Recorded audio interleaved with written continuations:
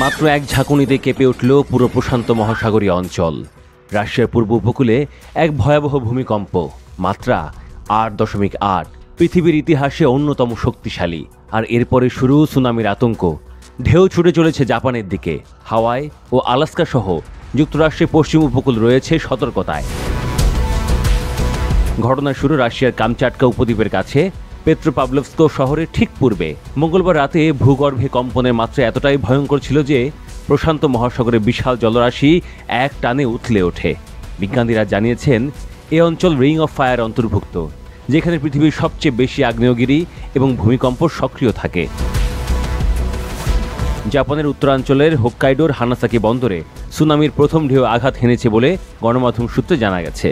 জাপানি সংবাদ মাধ্যম এনএইচকে ওয়ার্ল্ড জানিয়েছে হোক্কাইডোতে 30 সেন্টিমিটার বা প্রায় 1 ফুট উচ্চতা জলোচ্ছ্বাস হয়েছে।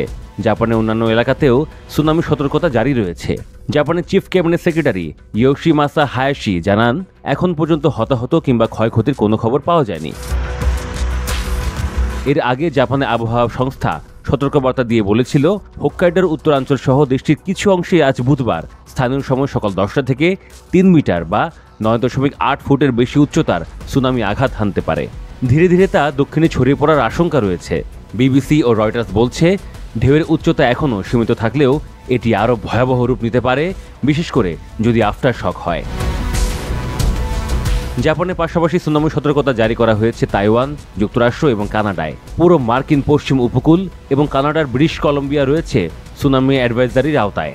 সংশ্লিষ্ট কর্তৃপক্ষ এরই মধ্যে সাগর ঘেঁষা শহরগুলোতে জরুরি প্রস্তুতি শুরু করেছে।